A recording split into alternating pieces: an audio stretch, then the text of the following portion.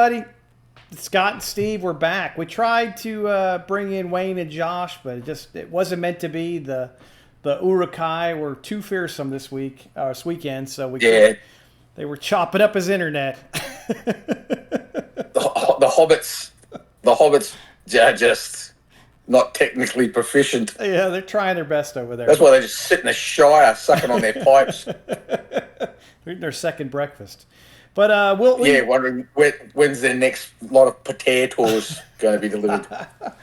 So we'll get it figured out at some point. I think this is all kind of new. I think when Scott and I first started talking, I think he was like, we should get a group of people together, and then we could sponsor it with who's the company in Australia you've worked with before that I've bought stuff from? Battlefield Accessories. Battlefield Accessories, that's right. Yeah, so, they're a good mob. Yeah, so we just while we're here, if you get a chance, check out their store. I mean, I bought stuff, and I think I mentioned it before. It got here freakishly fast from Australia, which is pretty cool. I know Scott's used them a bunch, so check them out. We're not affiliated. At least I'm not affiliated with them yet. Scott. No, neither am I. I don't get given anything. Occasionally, Mike Parker at Battlefield Accessories will just send me a sample along and go, hey, what do you think of this? Or he might ask, what do I need for a certain, like I might be playing a rule system, and he'll go, what kind of counter systems do you think we need for that? And I'll go, I think you need this many of this and this many of that. And occasionally I'll make suggestions in regards to types of bases. Like I've had some irregular shaped bases made up that they actually link together. So instead of just a standard square or rectangular base for my miniatures, I've now got some, all the edges are somewhat irregular. It just looks more natural on the table. Oh. And then they actually butt in. So I'll show you actually, just hang a sec. I think I've seen a couple guys I think it's from War Bases does that too. I think I saw the guys on the Plastic Crack podcast. I'll probably have to look at something else at some point, but I use proxy models that I get off Amazon just because Amazon is convenient, but I might be willing to look at something else. What you got? Yeah, that's cool. So these are 45 by 40. So for, 6 miniatures on a base. And so they come, as you can see, they're a bit somewhat irregular in shape. And then so they lock together. Like when they're on the table, they actually. That's kind of cool. Are they plastic? Actually, or lock in. MDF? No, they're the MDF. MDF, okay. Yeah. So there you go. Bravo. So and I've been using them for my Portuguese army. So it's like I'm probably not going to use them with my French because my French are all square bases and rectangular bases. So are my Austrians and so. But once I start basing up my Baden troops and my Portuguese and my Spanish, I'll probably switch to these kind of bases for them. All right. I might have to. So that's my cunning plan anyway. There you go. I'll have to try something different just to try something different. Yeah, why not? So we finished up the Battle of Berlin. We finished up, of course, Grossbeeren and Blankensfelde. So that was all on the 28th of August. So that was, if you've seen the movie The Longest Day, I think we crushed that because it took us 2 months to get out of that one day. Yeah. But we got some great battles.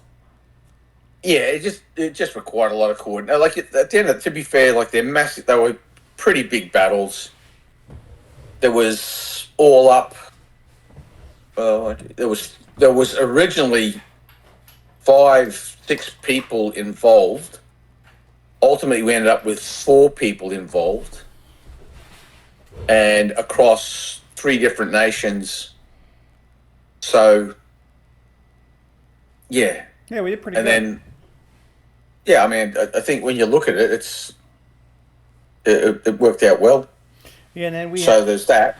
And we had a guy, I think I can't pronounce his name on YouTube. I think it's zsavk1. Its name's Josh, I think it is. Is that what it said, Josh? Oh gosh, now I'm forgetting. Keep going, Scott. While I look this up. I can't remember what Yeah, so I'm hanging out with you when you too call long. that many people Rob, is it across. Rob? Sorry, Rob Turner. Yeah, he reached out. Oh yeah, Rob. Yeah, Rob Turner. I looked to you for Yeah, help with names, and you're already a self-proclaimed horrible name. I'm not going to be any help to anyone. Talk about the blind leading the blind. So Rob reached out, and he wants to fight a battle. So we might let him. Well, Scott's working on a scenario, but Yeah, I'm putting together a scenario where you've got the remnants of the Prussian forces that are retreating from Grossbeeren, being pursued by Ney, and then having the extra flying the ointment of cavalry from either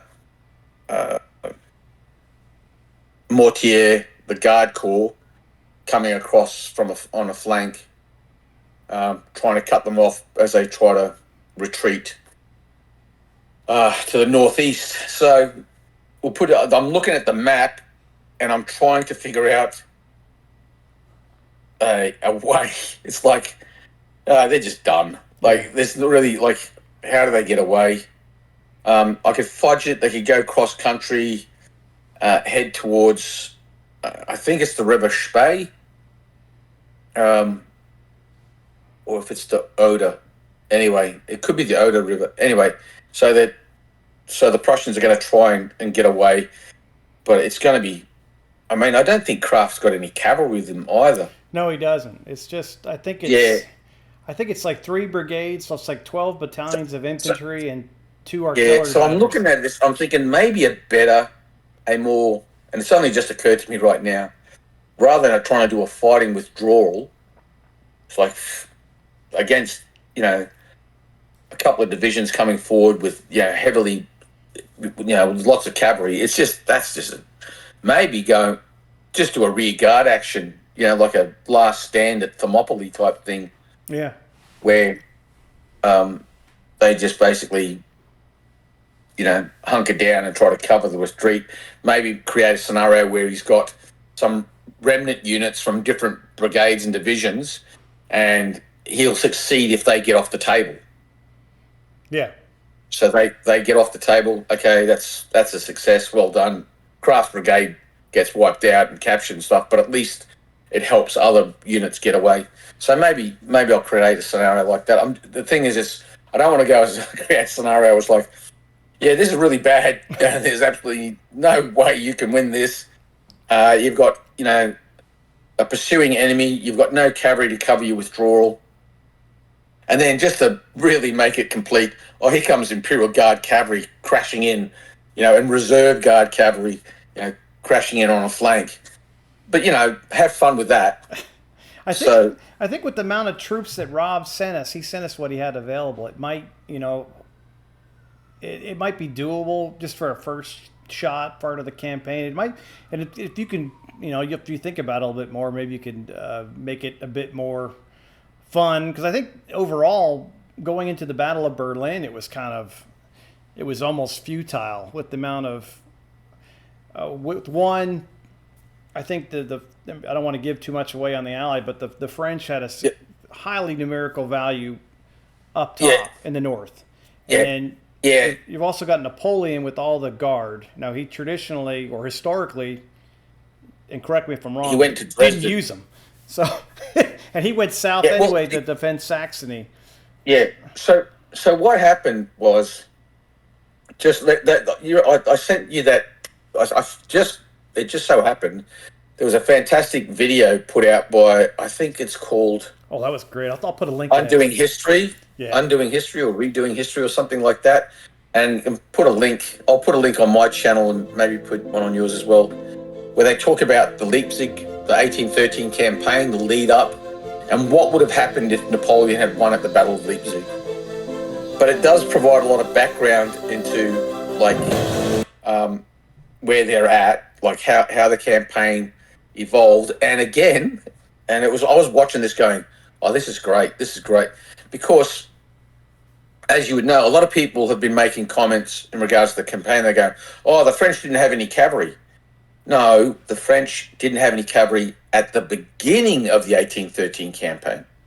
At the start of the 1813 campaign, you're right. They had some cavalry, but they didn't have much, and what they did have was a poor quality.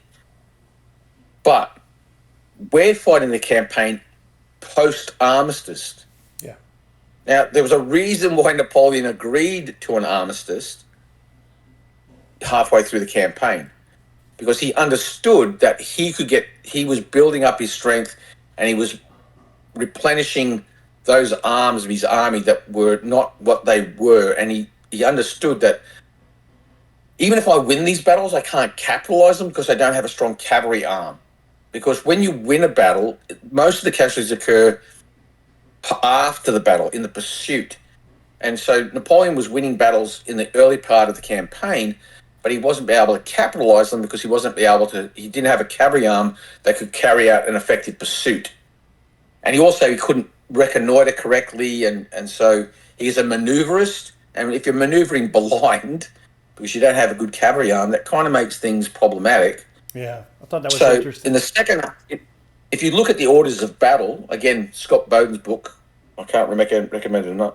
If you look at the orders of battle, you see that the Guard cavalry by the second half of the 1813 campaign, the regiments are huge. They're big. They've been reconstituted. Now, the quality of the cavalry might not be what it was, but I would argue it's probably fine, because what Napoleon tended to do was the Guard didn't just conjure it up out of the ether. He got it by taking from the line regiments. Like there was a comment made by a French general in 1814. He says Napoleon he praises all to the Guard, but he owes all to the line, because the Guard would take the best troops out of the line. So it created an awesome Imperial Guard, but it diluted the strength of the line, because it took a lot of the best troops out of the line regiments. So yeah, I mean, what he was doing was going, I need to have a good, powerful reserve. And what he did is, I'll compensate by the drop in quality of my line regiments by giving them, regimental artillery.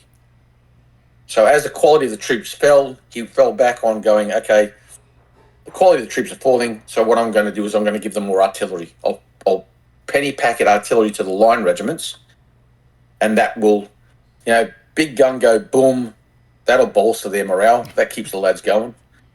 Not too dissimilar to today. So that's why, that's by this part of the campaign, the French army is in a much better shape than it was at the start of 1813. It's actually got better, as opposed to, you have a look at the Russian army. It's been fighting its way all through the 1812 campaign. It's now in the 1813 campaign, and they're a long way from home. And so the units you're starting to see lots of small regiments in them small battalions in the Russian army by the second half of 1813, because these guys have been going, we've been fighting we've been fighting these guys from the Dnieper River all the way to Moscow, and then all the way to Moscow, all the way to Berlin. Like, we've clocked up some kilometers, man, and we're kind of tired. Now, they're very stoic and hardy soldiers, the Russians. The French used to say, it's not enough to kill a Russian, you have to kill him and then trample over the top of him. So they're still stoic, and by this stage they're quite good troops, but their regiments tended to be quite small. So they relied heavily on their Cossacks for their for reconnaissance stuff, and there was one thing that they always seemed to have plenty of was Cossacks. But you just wouldn't want to put them in your line. They're great for harassing and reconnaissance stuff like that, but they weren't terribly good on the main battle line. So yeah. So these are all the dynamics that you have to look at when you're looking at the 1813 campaign. There's a lot to it. There's a lot of misunderstanding as well, which is completely understandable. Like you go, all right, so they've come back from Russia. The French have come back from Russia. They've had the tripe kicked out of them. And so, and the French are on the bones of their ass. They are literally recruiting, teenage boys to make up their numbers. But recruiting them, that's what Napoleon, nonetheless, that's what they're doing. So, so that's the state. That's why in your orbits you see a lot of reserve French units and things like that. Yeah, this was really interesting because I know you told me Napoleon used his guard cavalry a lot, especially in not. Yeah, he was much more willing to commit the guard cavalry than he was the guard infantry. Now, except for the young guard, he'd throw the young guard in. It's like, yeah, the young guard, commit them. The middle guard, yeah, throw those boys in. But when it came to the old guard, it was like, I mean, even at Waterloo, even at the Battle of Waterloo, the 1st Regiment of the old guard, they weren't committed. They never went into action at Waterloo. They were just simply, they covered the withdrawal. Even then. Now, what I did is when I got tapped to go, oh, can you run the French? I thought I could. I'm not going to try and be smarter than Napoleon because I'm not. And so his initial plan was capture Berlin. Now, for whatever reason, during the original campaign, and I don't want to go into too much detail, people have got books, they can do their own research. He attempted to do that, and I keep on making this reference. Napoleon was a brilliant general, but he was an absolute shithouse judgment of character. I mean, he always used to, from my perspective, he always seemed to task. He was not very good at putting people to tasks. It's like, again, we'll use Waterloo as an example. I need someone to pursue these Prussians. Oh, I know what I'll do. I'll send Grouchy, this cautious fellow, to do that. And then I need someone who's like a good battlefield tactician to deal with the British. Oh, I know. I'll get this rush of blood, overly rash, red-headed General Ney to look after that. It's like, what the hell do you think? And then, meanwhile, Davout's sitting in Paris, twiddling his thumbs. And then, if you go back in time a bit more, it's like, I've got this chap, Bernadotte. He's proving to be a real dickhead, somewhat unreliable, doesn't seem to get along with anyone. The Swedes are offering the crown to him. Oh, yeah, why not? What could possibly go wrong? I mean, why Napoleon didn't say to the Swedes, look, I'll tell you what, you can't have Bernadotte as your regent, but I've got this really cool guy called Davout, or even Ney. Like, there was like, I can think off the top of my head, I can think of a whole bunch of guys that would be better suited to be, if you're the French emperor, going, who would I, if I could have anyone be on the throne of Sweden, who would it be? Oh, of course, without a doubt, that Bernadotte. He's a reliable, trustworthy chap. Yeah, we'll send Bernadotte. Like, okay, well played. Yeah, you almost court-martialed him, 3 or 4 times? Yeah, it's like, it's almost like you see this in the army. It's like, we've got a problem soldier. We'll just post him. Good plan, sir. We'll just make him a problem from some other commanding officer in RSM. It's like, no. You got an idiot, you keep him in your own unit. 1, it's less embarrassing, and 2, you can work on him. You don't post him off to another unit. But it's like, yeah, let's promote and post Bernadotte to be king of Sweden. Yeah. Good plan. Well done, Boney. So what I did is I thought I'll go with Napoleon's original plan, but I'll change it up a little. Like, it's 1813, man. Like, things are grim. This is probably not the time to go, oh, my precious guard, I think I'll just keep it in reserve and never use it. Like, screw that. So I thought, nah, we're going to pitch it in right from the get-go. It's not, I don't want to be at the end of the campaign and going, well, we've lost, but I still got a guard. Like, nah. And this video that I've just recently shared with you, where it's that History Undone video about Leipzig, it makes it pretty clear that if Napoleon wins in 1813, pretty much all his problems go away. Yeah, I mean, he's still got the issues with Spain, but if he wins in 1813, basically he creates a Napoleon Habsburg hegemony over all of Europe. Okay, Spain's a problem. But once you've knocked Russia out of the game and Prussia's been completely dismembered, you've now all the Confederation of the Rhine states are now well and truly solidified, and you've got Austria in your pocket. Spain? That's the problem? It's like, it's not a problem. Oh, and by the way, he's been rebuilding his navy. Sweden's now on side. He's got Denmark. I mean, at this stage, the best the Brits can do is go, okay, well, we can keep on fighting in Spain and make that a constant bleed on the French, or we can just write the whole thing off as a bad experience, concentrate on defending the home islands, Great Britain and Ireland, from the French, because the French are building up their navy, and yeah, you can keep on hoping to have repeats of Trafalgar, but sooner or later, it's just a bit like the American Civil War, in the South going, well, sooner or later they're going to find a general that can beat Lee. I couldn't believe they had rebuilt 300. Like, how many? He built a ton of ships to the line. That guy said in that video, they like 300 or something. The problem was that they weren't particularly good sailors. Yeah. When your navy's bottled up all the time, it doesn't really. You can't get out and practice. It's hard for you. There's not much. Let's go work on our seamanship. We'll do a bit of a blurt around the Bay of Biscay, and we know what we're doing. It's like, no, it doesn't work that way. They're probably practicing on land and having some guys push them around in a wagon or something like that. Yeah. Well, the thing is, some of the best troops in Napoleon's 1813 campaign were sailors. The gunners off the fleet. Yeah. So the Marine infantry, the Marine infantry battalions that you always see in 1813 campaign, they're actually artillerymen off the ships and off the coastal batteries.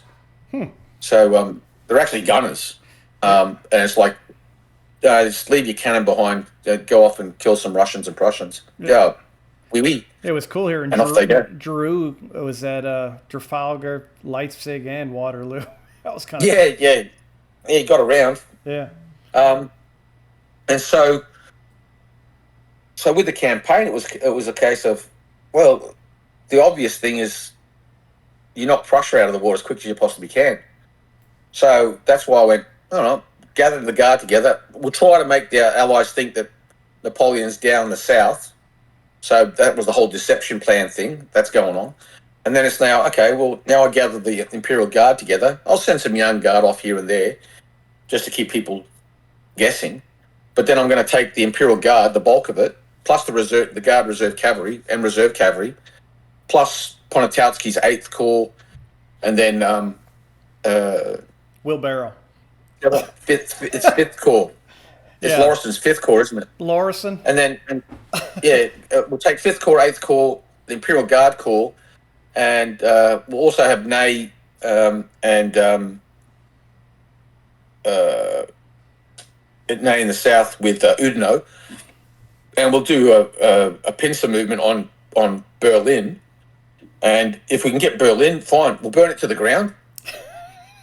That'll and there's a reason for that. It's not like, no, I'm going to be all spiteful and just burn Berlin. It's like, no, we go to Berlin and we burn that sucker to the ground, because now if you're the Emperor of Austria, the King of Austria, you're going, it's truth. What if he gets to Vienna? What if we lose? And if you're the Russians, you go, well, he's already burnt Moscow. Did he burn Moscow? Was it an accident? Anyway, that's all in cinders now. This time he might have a crack at St. Petersburg. It's one thing to lose one capital.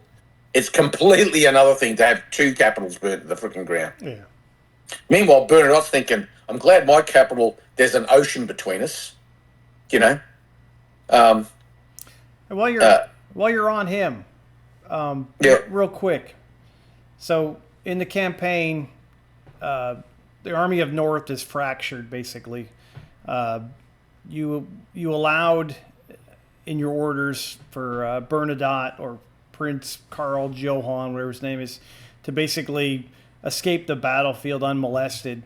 He's kind of moved off to the north of Berlin. Boulot Yeah. is taken, the one division he had in his own corps, plus Wintergode's Russians, and he's moved off to the east. Yeah. What do you think? Well, Bernadotte. Well, What would what would the Bernadotte do? That's Swedes do? basically it. Yeah, what would Bernadotte do? Now, there's again, I'll give the background to why the Napoleon gave the orders that he's given. First of all, at the start of the battle, he sends people across to Bernadotte and makes a big show. Look, you've got a lovely little army here. It'd be a shame if it got the shit kicked out of it. Why don't you just diddly bop away?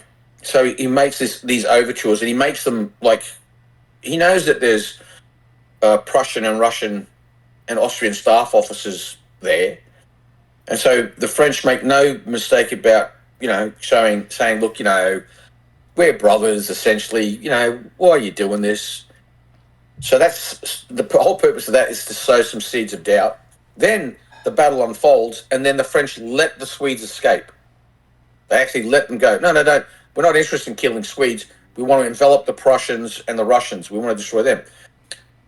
Let them go. Why do that?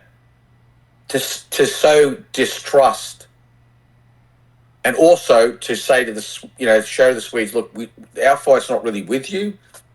We would actually rather, you've got two options. You can either just go back to Sweden, just stay out of it, just sit this one out, or maybe you could, it would be wiser if you were to join sides and join us. And for people to go, it'd be unlikely for them to switch sides. Tell that to the Saxons. Yeah. Tell that to the Bavarians, the Württembergers. They all did that during the campaign. So now the situation's flipped.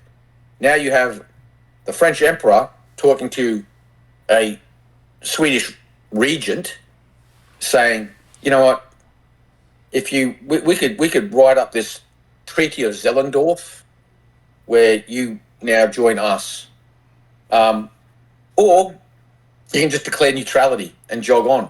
But if they don't do any of those things, if the Swedes then go, no, we're going to fight on, it's like, okay, let's go kill them, or fight them, or try to, or no, just ignore them, because I do seriously doubt that the Prussians and the Russians are going to look towards the Swedes now and go, oh yeah, they're reliable, because they're going to be counting up their casualties.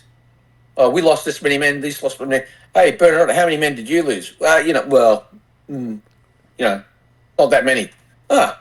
So you're really in there, pitching in the fight. Oh, I couldn't help but notice that you made sure you were on the right flank. Couldn't help but notice that you had a nice secure route back towards the east. I couldn't help but notice that the Napoleon was pretty, was sending these overtures to you before the battle, yeah, and after the battle. It's like, how reliable is this guy? So I think no matter what, the Swedes are kind of like sidelined at this stage of the game. So best case scenario for the Allies, it's like he's there. We can maybe use him to garrison some towns or something, but I really wouldn't trust him in a field battle. Worst case scenario, oh look, the Swedes are now fighting alongside the French. And as for the Confederation of the Rhine troops, I think it's safe to say the Württembergers, they're pretty much wedded to the French. The Saxons are pretty much wedded to the French. The Württembergers are pretty much wedded to the French. The Hessian troops, the Italians, all these other minor states, I think it's pretty obvious that they're not going anywhere. They're pretty much locked in now. It was the big feeling of nationalism, and then the big German unification thing. It, up to this point historically, was kind of really powering and almost energizing the German forces, Prussians, sorry, excuse me.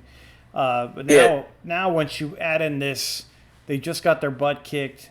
Their capital gets burned to the ground. Frederick the Great is carried off in the middle of the night and taken back to Paris. We should just briefly mention there. The other thing the French have done to completely demoralize the Prussians is they've gone, well, in 1806 we took Frederick the Great's sword and his hat, and it's now France. So whilst we're here, I think we'll exhume. We'll go across to the Prussian palace there. I think it's at Sansu. We'll grab we'll exhume his body and we'll take that to France. And while we're at it, you know, a few Imperial Guard grenadiers got a bit clumsy roasting some schmores in a Prussian a Berlin bakery, and oh well, look at that. The capital's just caught fire. Oh well, these things happen, you know. So yeah, there's that. All right, so that's where we're at. So we've got, I guess we could, I don't know if you think it's wise, we can put out a poll, but I really think the Swedes they're out of it. They've lost all, they didn't have much street cred to begin with. Bernadotte was unreliable, even when in 1803, when he left Davout out to hang, when he had to fight against the entire Prussian main army. 1806. 1806. Yeah, but the Gina Austadt campaign. Yeah, it was, and he really came unstuck in 1809. Yeah, where he was commanding Saxon troops in 1809, and it didn't go well. And it was at that point Napoleon just went, you know what, I'm done with you. Yeah. I mean, to be fair to Bernadotte, the Saxons were dressed in white, and so were the Austrians. So you will get. How did that friendly fire thing happen? Oh, I don't know. Maybe it's because the freaking Saxons look remarkably like the Austrians. Yeah. So I don't want to denigrate Bernadotte too much. He was somewhat. I mean, he was competent as a battlefield commander, and he was very, very, very, very cautious about not. He wasn't as. I mean, Napoleon had no trouble feeding soldiers into a meat grinder. He what's a million people? You know, what's a million lives to me? I'm Napoleon. It's like, yeah, you psychopath. but Davout wasn't. Bernadotte wasn't like that kind of guy. He was like, someone might lose an eye, you know. So we can't have that. So he's almost the polar opposite of Napoleon in a lot of ways. But yeah, long story short, he's not reliable in any way, shape, or form. I mean, if Napoleon's done anything wrong at this point in the campaign, what he hasn't done is he hasn't arrested or he hasn't captured Bernadotte and thrown him in irons and then gone to the Swedes and gone, listen, I got a much better person for the job. Yeah. I mean, you don't want this guy leading your armies. Look what he's done. It's resulted in your army being battered and smashed and knocked around. But I'm quite benevolent, and all these Swedish prisoners, I'm not going to send them to Spain. I'm going to send them all back to Sweden. And here comes I don't know, Ney. He'd make a good king, or I mean, Davout's in Hamburg at this stage, I think. So find anyone. Prince Eugene Baramis. There you go. You know, there you go. Perfect. He'd be a fantastic king for the Swedes. He would actually. Hold that thought. I've just got to go check to see if my cleaners are here. All right, go ahead, buddy. I'll go off for a little bit. So what we had was, the Battle of Berlin. I'll try to back up a little bit more, and then of course you had Grossbeeren and Blankensfelde down here, and basically, and then poor Krafft got stuck right in the middle of everything, and he got smushed. Bernadotte, we'll say he's out of it. I might maybe have a poll or something to decide what to do. Maybe he loses his throne. I don't know why this thing keeps coming up on my computer. Sorry about the noise in the background. Basically, and then Bülow escapes off to the east with what's left of the Army of the North to hopefully rendezvous with the Army of Poland coming in. So I do have the casualty figures. I'll pull that up, and I probably have shown that a couple times, and I've shown some pictures from the battle as we've gone through this video. It was really good. I enjoyed it. I know I had to come in at the last minute. Dom had kind of a gaming funk.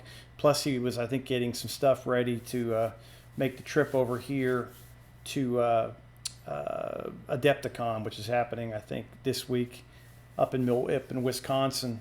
So it's neither here nor there. I'm glad he just does what he does in the camp, in the community.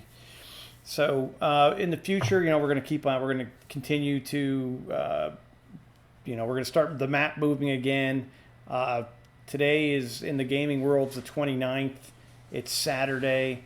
That's when casualties are given out. No, that's Monday, actually. Sunday is when casualties are, reinforcements are done, so I'll do that. I'll also update the map as stuff begins to move. Since we've been on this turn forever, it feels like forever ago, where the coalition gave their orders, but their armies are still in motion from previous orders, so there's no point changing that. Word of the Berlin defeat would not reach them. There's no email, or they can't whip their cell phone out, but they will find out at some point, and maybe we'll do some alterations to orders at that point. But right now, everything will continue to move. We'll do the reinforcement phase on Sunday. We'll do the attrition phase on Monday. And we'll continue to move stuff until we get more contacts. And then we'll figure out what battle will happen next. And that's about it. Did you get the cleaners in? Yeah, these two lovely Burmese ladies come and clean my house once a fortnight. Because I'm a battered, smashed up old veteran. Department of Veteran Affairs here in Australia, they go, oh, your back's all smashed up and your neck's all smashed up and your knees are all smashed up. The taxpayer's going to send cleaners around to clean your house, tidy up the place. But it's like, yeah, good. So we're very, veterans in my country are very, very well looked after. I even have gardeners come around once a fortnight and mow my lawns and clean my gutters and all this kind of stuff. We're very, very fortunate, very blessed. Good. If you're a veteran in this country. I kind of went over I heard. Yeah. Yep. So, and Yep. Scott's going to kick around the idea of giving Rob a scenario in there with Krafft, but Krafft is hosed in the lack of any other sense of the word, caught between. There is. Go ahead. I was going to say, there is, on the map that I've got, this 1877 Prussian map, there is a road and a bridge. It's off to the right, to the east. It's off to the east. Whether that bridge was there, like wargamers, you can rationalise anything. Even if the bridge wasn't there historically, what you can say is there's a pontoon bridge there. Maybe one of the Prussian commanders had enough foresight to go, look, this one route back to Berlin's a little bit spicy. Maybe just. I'm not saying we're going to lose. I'm not saying I don't have confidence in the upper echelon, but just to cover my ass, I'm going to send my bridging train, and they're going to just set up. So there's there's this Prussian or Russian bridging companies basically going, oh, we get to sit this battle out. We get to make a bridge and sit around and fish for the day. This is pretty good. Next minute, all these fugitives are pouring over it. So we'll create a scenario where Rob's got a game that is, it's not a foregone conclusion because nobody wants to play those kind of scenarios. So yeah, he'll definitely have a scenario that he can put together that should be a bit of a hoot. A good idea. But challenge. And we're not challenging. And just if recording, we love when other people want to get involved in this. And if recording a video is a barrier for you, Rob is actually going to shoot some pictures and kind of type out what happened. And I might do a brief read over and show the pictures and then add in the casualties to the campaign. So that, don't think because you're not going to record a battle report that shouldn't stop you if you have any inkling of wanting to be involved in this. We want anybody and everybody. So So I'm also going to put together just a series of still photos of the map of the overall Battle of Berlin over the 4 tables.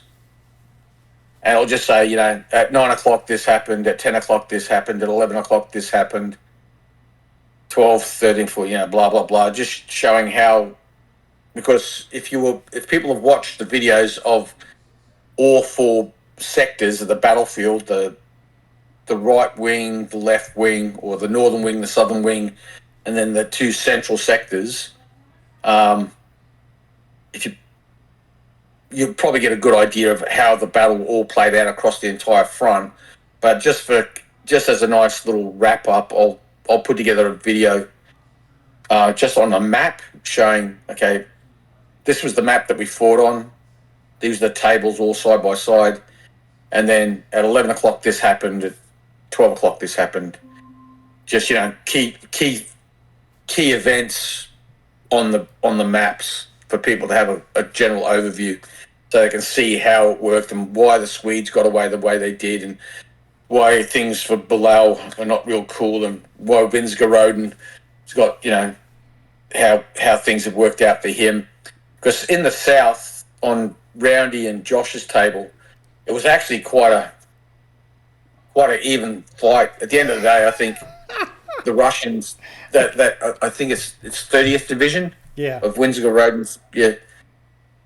No, that's Lauriston's 30th Division against Windsor. Oh, yeah. Lauriston's 30th versus Windsor-Roden's 1st Division. Yeah. Yeah. How that battle played out, because it was actually pretty shared honours, right up to the point where the heavy cavalry and the young guards start to pour in onto the table after eventually the young guard, I think, who was the commander of the French down there? It was Maison. Maison, yeah. Maison's going, there's this young guard brigade, but I can't touch it. And it's like Napoleon's like throwing a tantrum, going, they're not your troops to touch anyway, champ. I'm like, I've committed them. They're not yours. He couldn't stop. Get them in the fight. He couldn't stop. I can just see these young guard soldiers. They're all, putting their packs on, and they've got their, going march assault, getting their muskets ready, and then an aide-de-camp rides up, going, no, guys, just everyone sit down. You're not needed today. and the brigade, the young guard brigade commander going, I'm sure we're supposed to be doing something here. No, you can sit this one out. Okay.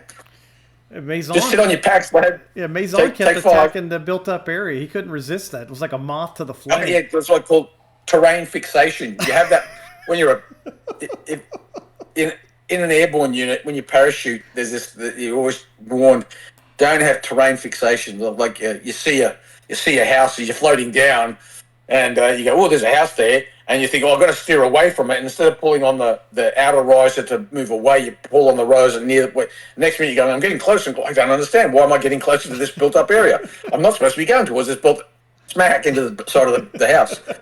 And it's almost like, Maison's like, now I know I was specifically told not to attack the built-up area. And I know that I was told that an envelopment on the right would be preferable, and I know that a double envelopment would be really cool, but it is a village, and I do have an axe. Let's go. Let's go. He attacked it with. Hell with it. Let's go. He attacked it like 4 or 5 times, I think. Yeah, that Napoleon hack. What would he know? He's like he says. You can just see that like the staff's all standing around and going, and Mason's going, yeah, I know he says not to attack the village, but is this really what he means? Like, really? And it's like, oh, I don't know. It's like, come on, let's do it. Let's do it. What could possibly go wrong? Yeah. Let's attack the village. Let's attack it 5. Let's attack it 5 times too. And everyone knows what Napoleon says and what Napoleon does. They're completely different. Like this is why he's a genius. He's a genius, I tell you, and I'm up to it. He says not to attack the village, but really what he means is to attack it. I'm going to attack the village. So besides, Maison, it makes for a lot. It's a lot more fun. Yeah, are Maison and Bernadotte both going to get like a double execution or what? See, Maison, at the end of the day, he's redeemed himself. There was, I think, in the second half of the battle, suddenly there's this really well coordinated cavalry charge. Like, Yeah. I felt like Pickett at Pickett's charge. Lou Armistead's going forward. That's the style. That's the style. Now we've got him on the roll. Oh, it's all come unstuck. He got his dander up at the end there. Yeah, he got his dander up. I couldn't hold the boys back. So you were up against. I think you were up against what? Just like 2/3 of Winsgorode's or 1/3 of his division. There was. See, this was Winsgorode had only 2 divisions in his corps plus the cavalry. Yeah. And the cavalry had to be spread across both the southern flank and the southern central sector. So they were thin on the ground. And so you've got, in the north, you've got Poniatowski and Bernadotte fighting up there. And it's Poniatowski has an advantage in numbers, but it's not staggeringly overpowering. And then you've got your guy, Mouton, who's taken over from Lauriston, and that against the Prussians. Again, the French have an advantage in numbers, but they're attacking, so that's to be expected. So that's fine.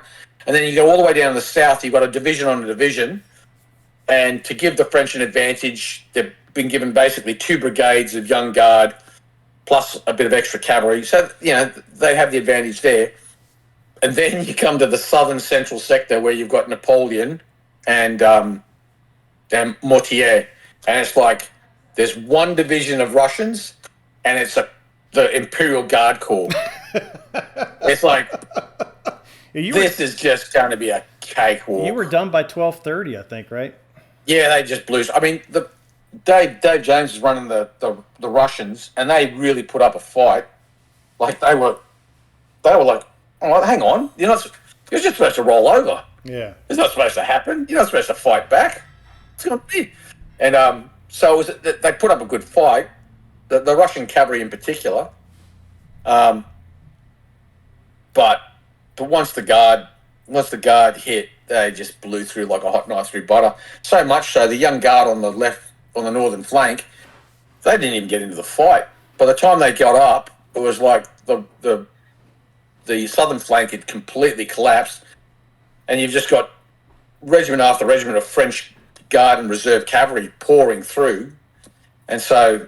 Yeah, it was like it's all over. Like I appreciated that one brigade I borrowed from you. I had nothing going because I was doing an echelon attack on the French left, going into the Prussian right. And yeah, I've got to talk to you about that because what you did is you had them on like this, and you went like that. And what you're supposed to do is like that. Sorry about that. It's like I'm watching this going. Okay, that's different. It'll work. It still works. It's just like it's like, and also I was thinking, it's like just go, bang, like bang. You're like, there's that one. It's like, you know what? I'm feeling you. Let's just go with it. Yeah. It makes it, and I mean the Swiss. Holy cow! That's like. Keep just going forward, boys. Yeah, the Neapolitans and the Swiss were the all-stars. The two the two foreign the Swiss got slaughtered from everything, but the Neapolitans were the big winners. Yeah. Yeah, you can't make an omelet without breaking some eggs, man. Yeah, but then someone said to me, go ahead. I remember someone saying to me, just in a conversation, who watched the videos. I think it was my friend. I don't know. He said. Oh, you risk getting your guard touched up a bit there. And I went, to be honest with you, if someone said to me, you can have the Imperial Guard Corps completely destroyed, but you get Berlin, I would have gone, yep, and twice on Sunday. There you go. It's that's a no-brainer. Here's the Imperial Guard Corps. I swap that, and I get to take Berlin. Yep, done. That's a good deal. I take that because. Now it's like it's like I've captured Berlin. Yeah. Yeah. Like that throws a spanner. I mean, you guys like Blucher, they're all going to stay in the fight. They're just going to go because that guy hates the French so much. It's like we're all now Russians, you know. But more pragmatic Prussians, you know, Yeah. they might go, oh yeah, he might be able to cut us a deal here. But Napoleon, what he'd be doing, he'd be going, yeah. Look, okay, Prussia, let's just you're out of the war, and then we'll have a bit of a chat later. Nothing bad's going to happen. Fights the war, and then goes back out. Oh, yeah, nothing bad's going to happen, but there is no Prussia anymore. Like, there's none. You can be the independent Duchy of Prussia. Oof. That's it. That's it.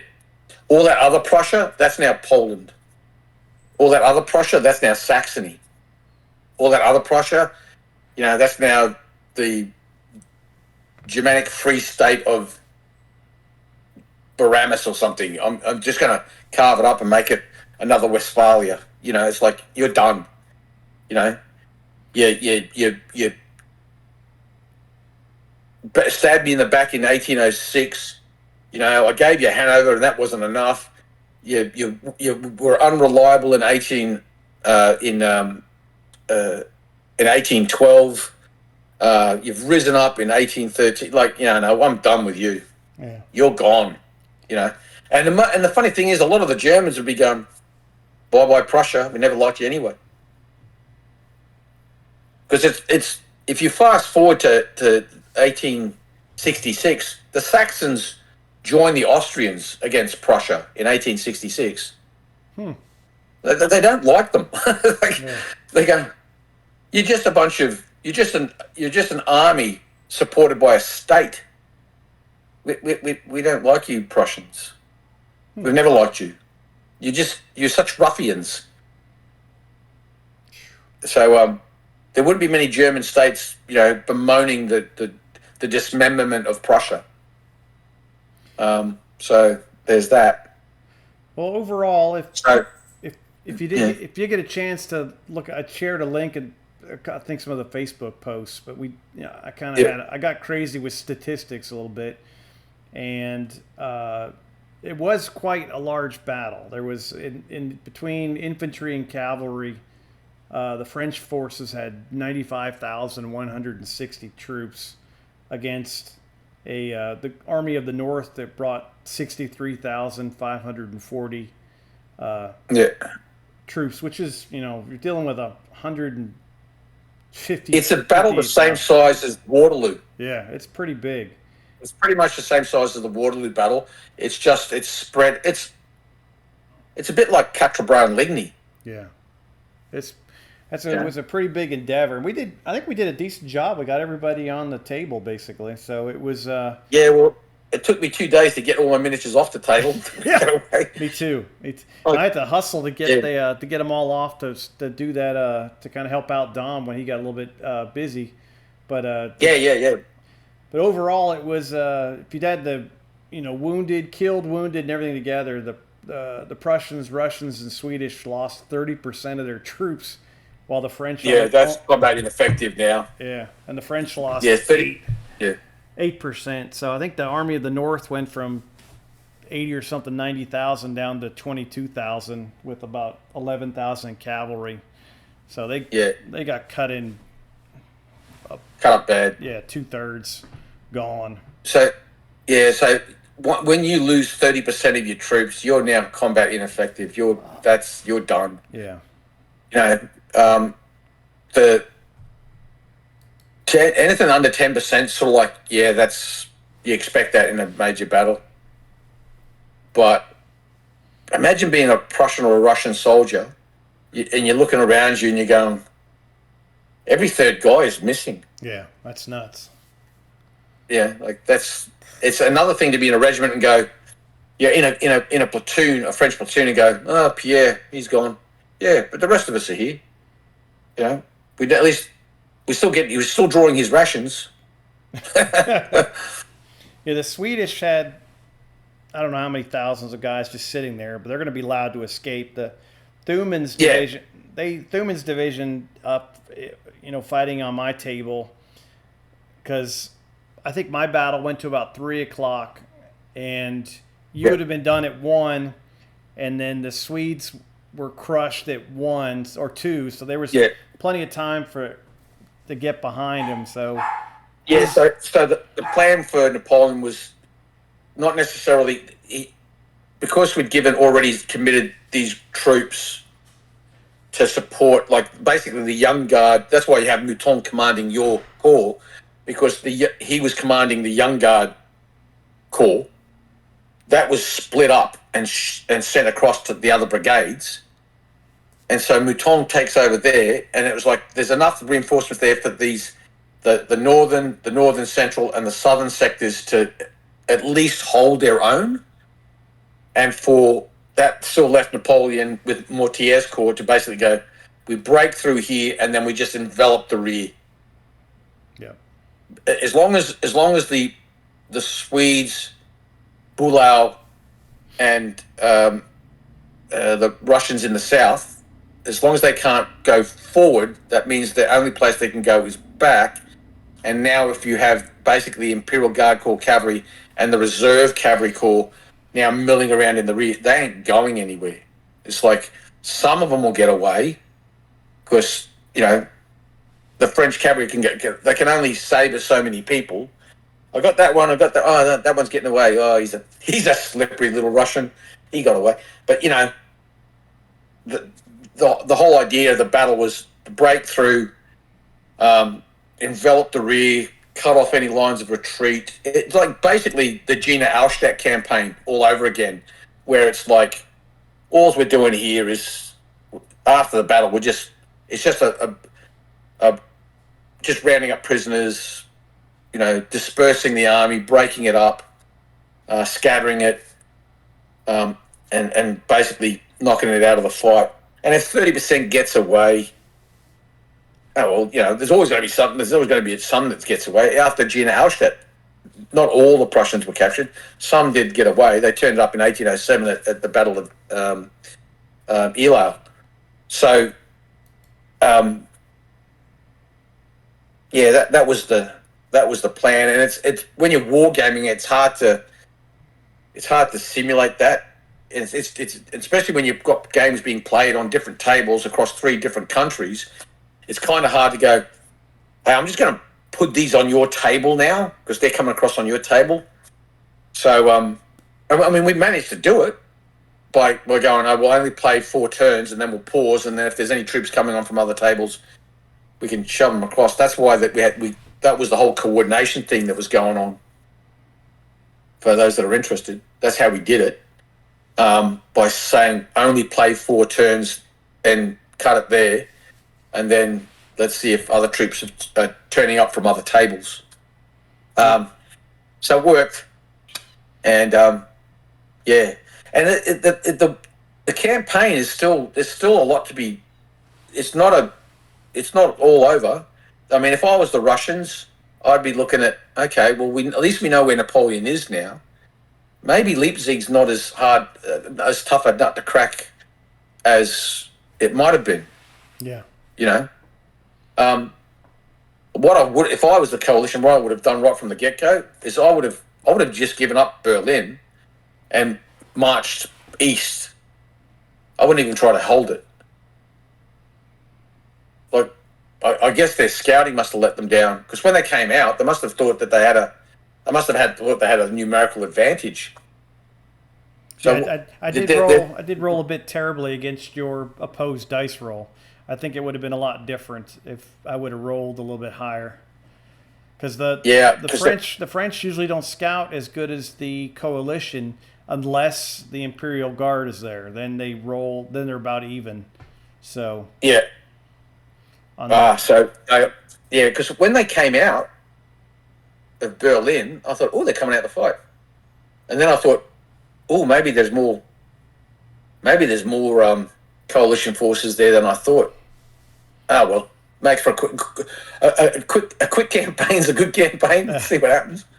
Yeah, I think overall in the strategic points, I think Berlin is one of the strategic objectives of the French, so that'll be 2 points. And then I think Napoleon has wiped out at least 2 cores, possibly if if the Swedish are out of it now, it'd be a 3rd core. So that would be like a 5-0 advantage at this point right now. I don't know. There's no total. I'm just keeping track of running it up. Yeah. But it's more about just having like a narrative to play games. yeah. So that's So but now it's a matter of determining what the Prussians like. What do the Swedes do? What do the Prussians do? You could even argue like, what would the Austrians do?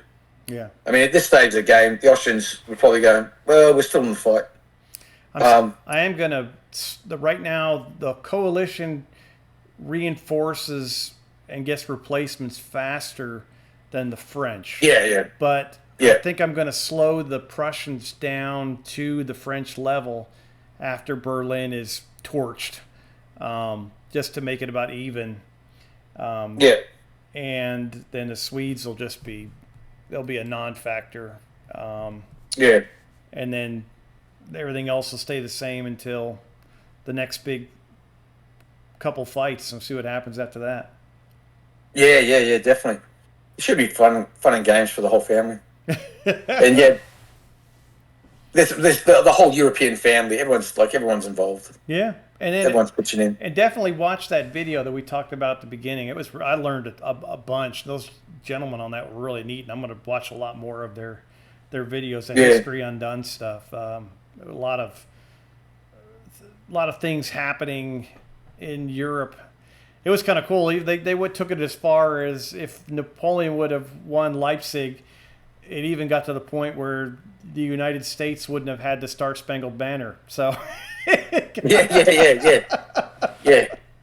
Exactly. And then Andrew Jackson. There's probably no War of 18. Well, there's still a War of 1812, but there's no Siege of New Orleans, and which means there's no Star Spangled Banner. No concrete rockets down there.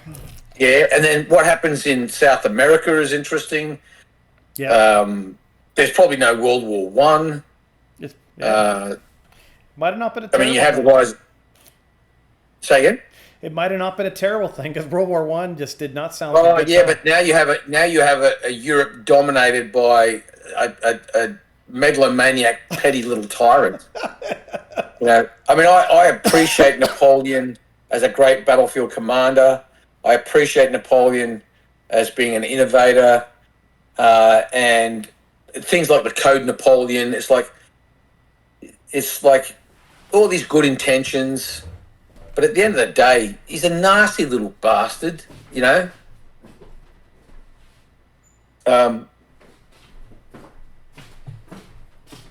thing with Napoleon, he's just such an egomaniac.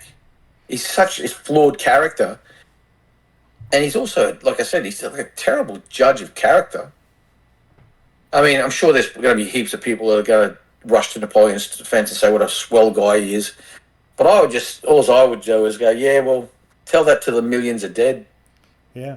I really thought Alexander the Tsar was a moron, but then when that insight when he showed up the first day at Leipzig and saw what's his name's plan, Schwarzenberg's plan, is like, that's stupid. But he also, the thing with Tsar Alexander, is also quite the libertarian. I'm talking classic liberal, not blue head screaming. Let's mutilate people. Liberal. I'm talking. I'm going to liberate Europe. What about the Russian peasants? Oh, shut up about them. I'm just talking about my people. What the hell are you talking about? No. I'm liberating Western Europe. Yeah, he didn't come as a conqueror. What about the peasants? Shh. Yeah. Don't mention the peasants. He didn't come like they came in 1945 and make the Iron Curtain. Yeah, exactly. Kind of different. Yeah. Wasn't not as many Siberians. Yeah. Yeah. Not as many those fun-loving Bolsheviks. I have to play around with my folders a little bit. I ran out of storage space right towards the end of the video. I appreciate you guys hanging around. The big thing that I might have missed was, or Scott was speaking about, was, the campaign isn't over yet. It's just a win up in the north, and there's plenty of still combat to go. And we'll get back to that in a minute. But yeah, that's about it. So sorry about the little blip here. And I had a couple other problems with my computer I need to look at too. So you guys are awesome. Here's where it picks up, and this won't be the smoothest transition in the world. Adverse to the concept. For me, it's just an excuse to have some toy soldiers on a table and throw some dice. And it'd be worthwhile hearing from people, what do you think the Prussians would do? What do you think the Swedes would do? Things like that. Yeah, please litter the comment section with what, we don't want to, we don't want this to happen in a vacuum. We want everyone to get their opinion, and we sure as heck don't have it all figured out. But there's a lot of people, of course, a lot smarter than me on this period, but just have, anyone can add any idea, and it would be interesting to hear. And yeah, even if something completely out of left field, we might look at that and go, screw, why not? So war is always unpredictable. Yeah. So it's gonna be interesting what happens next. I'll have to get with Scott after this and see what happens with the northern part of it. Scott's divided up his army a little bit, so I'm not going to give away anything. But this one part of his army has kind of accomplished their mission, so I have to see what he wants to do after that. Yeah, we've got all these old guard grenadiers wandering around the streets of Berlin as it's burning in the background with their schmores and popcorn, just kicking stones. It's like, now what do we do? Yeah. What do we do now? Yeah. I don't know. And then we'll have to figure out how long it would take for the armies to the south to get I word. hear Poland's nice. Yeah. Poland's nice this time of year. Yeah, well, our map we're is heading east. We'll keep going. Yeah. Yeah. You don't get cut off from France, though. Yeah. They're like, we've been there before. So, please let us know your opinion. This is just kind of dragged on for a little bit, but that's okay. It was a good little chat. It's always great talking with Scott. And it's going to be, we'll see what happens next, and I'll be putting out information on, reinforcement numbers. I'll be updating the spreadsheet. I'll tag that, and then we'll have, of course, the attrition numbers coming up. And I'll also send links out to the map as I've updated it. And then as soon as we have more contact, we'll let everybody know. We'll go from there. It might be worthwhile asking Dom what he thinks the Swedes would do. Yeah. Because he seems to know a lot about the Swedes. Yeah. Probably far more than I do. Yeah. There you go. Yeah. All right. And of course, Josh and Roundy, be interesting to hear their thoughts. Yeah. It's like I said, those damn Uruguay. Those useless hobbits. What's an internet? What's a computer? Well, good stuff. Well, we thanks everybody for being part of this and taking part of it. And we appreciate you guys. And want you to have a fantastic week. And we'll see you with more of this soon. All right. Take care. Au revoir. And we'll see you.